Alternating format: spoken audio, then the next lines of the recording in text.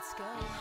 Coming to you live from Music City, USA, it's the Nashville Casting Couch. I'm Chris Burks, along with your locally famous host, TJ Cates, who is in the invitation-only studio high atop the city overlooking everything that is Nashville entertainment. Now lay back and enjoy the ride that we call the Nashville Casting Couch.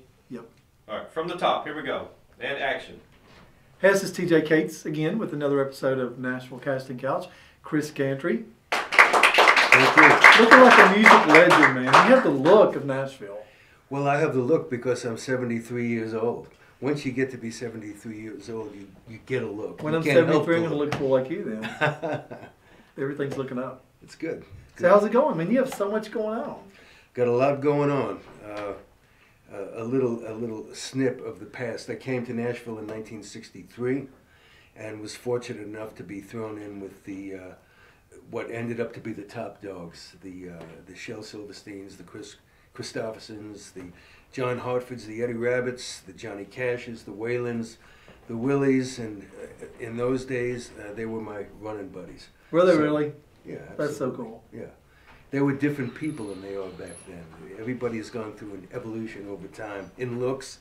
We're going to get in trouble because we're gonna talk about some stuff in a minute. Okay. Because I think we're going to be in agreement on Nashville about a couple topics. Oh, good.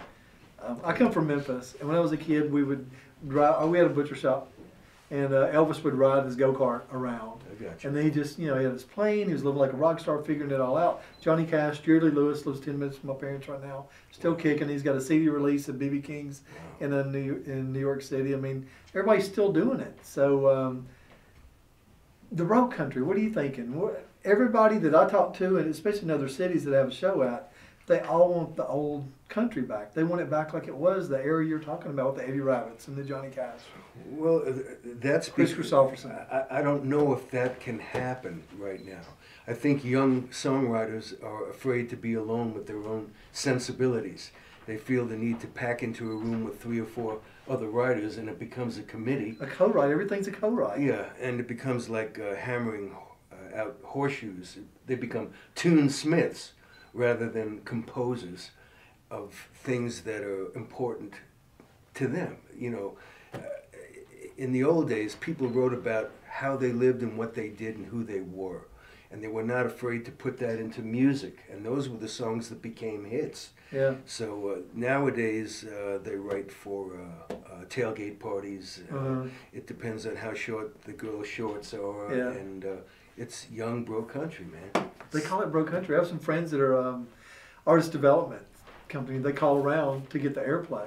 Yeah. And they don't want to hear any new artists that are doing the Bro Country. There's plenty of them. We love Blake, Randa, Luke Bryan. Everybody's really great. But the co-writes, man. Now, I don't know what your thoughts are, but Tim McGraw, if he's writing, I think that his songs to me are usually a little bit more like he writes them himself, or he cares about who they write from. But a lot of these bands are, everybody wants to co-write. And you go to music night, hey, we should write together. But that's not inspiration. That's not talking about something from you. No, it's not. I think every young songwriter should take a bottle of Jack Daniels or something and go about 30 miles out of town, check into a motel. A cheap one. And a cheap one, real cheap, seedy.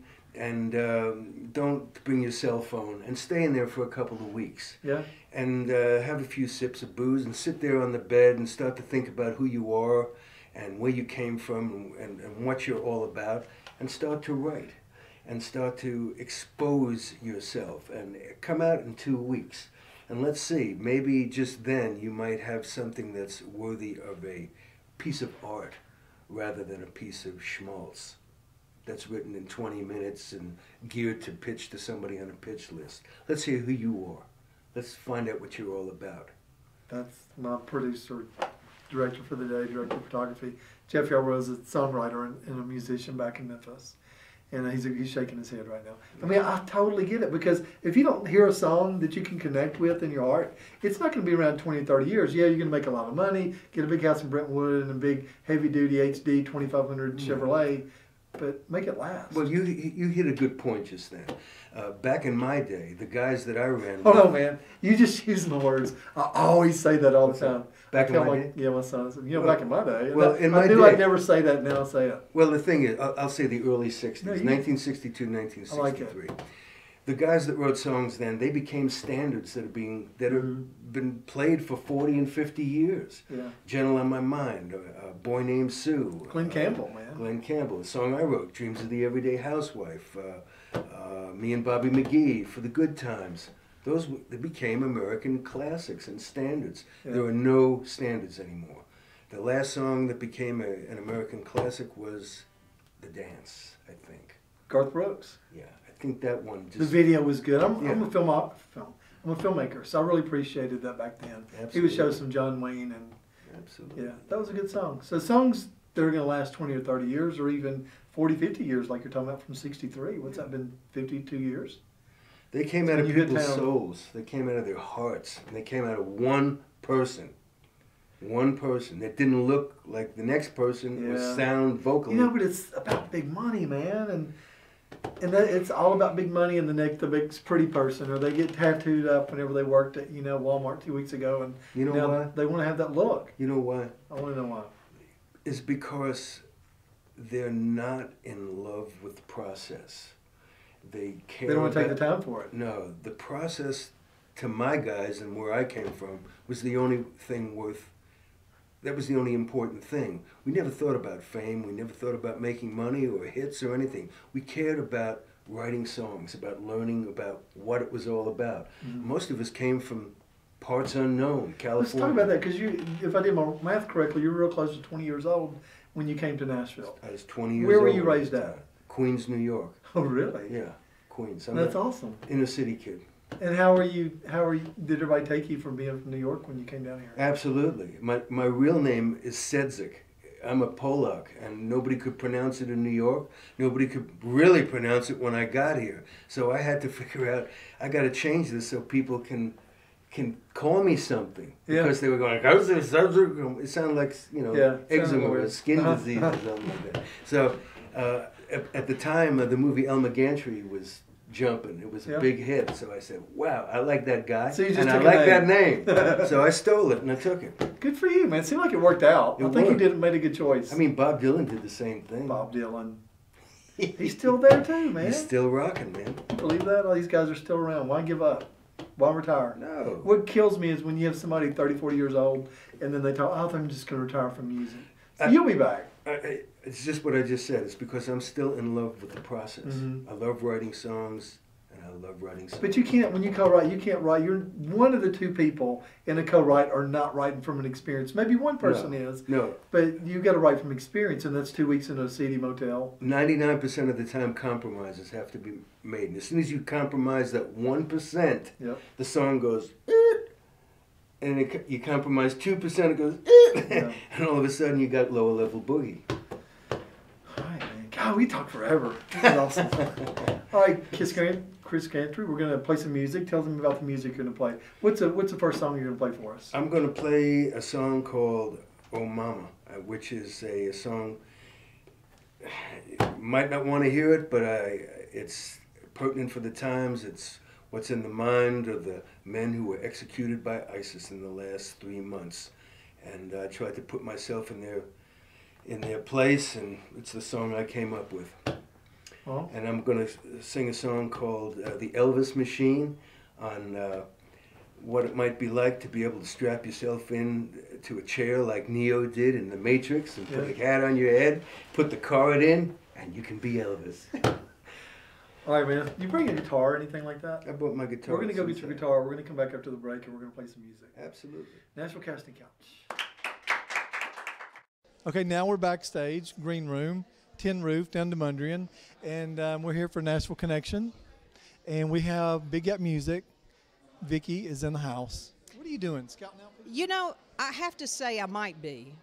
I try not to give all my secrets. She walks in with hugs like she's everybody's best friend, and then she's listening the whole time. Yeah, I am. Actually, you know, TJ, I've planned this year to get out a little bit more and to, you know, see what's happening and see who's writing and see where these people are coming from. I have a network of young artists all the way up to very well-established artists. So I'm super excited about seeing what's happening tonight. Let's go up there and listen to it. All right. Let's go. Okay, folks, this is called the Elvis Machine. This is what it's like to be strapped into a chair and turn into Elvis.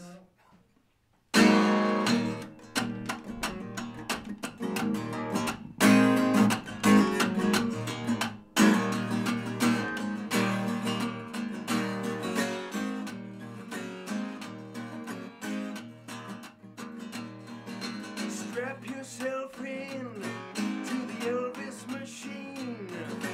Live the life of Elvis in a virtual dream. Feel what it's like to be up there on the stage, shaking your hips, being all the rage. Follow that dream. Strap yourself in to the Elvis Machine.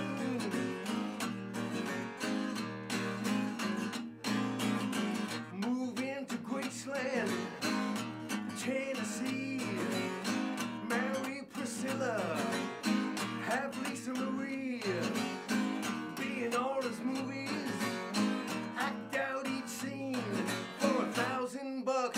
Hook up to the Elvis Machine. Follow that dream. Watch strap yourself in to the Elvis Machine. Why, you'll be renewed, shiny as chrome, mojo, chutzpah, testosterone.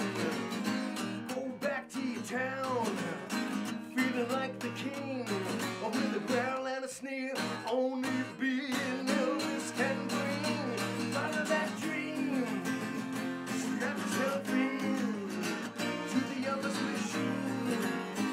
Come on now. Can be Elvis, sideburns and a comb, overweight playing Vegas, whack and stoned, sit on the same toilet when he split the scene. You too can leave the building in the Elvis Machine.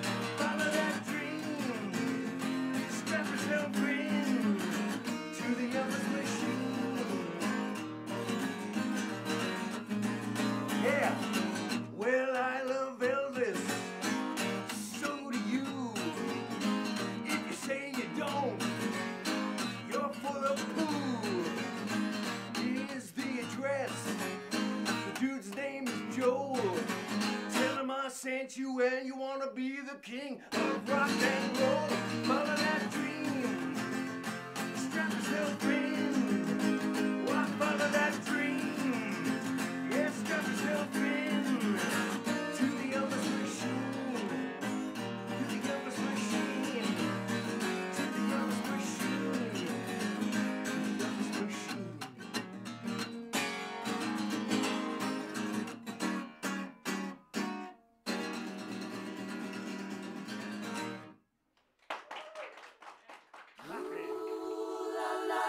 Let's go.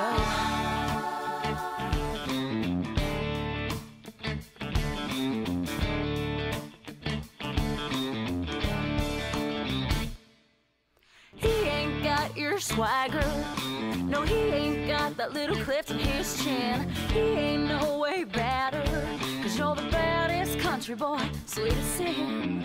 He ain't got my soft lips on him every morning.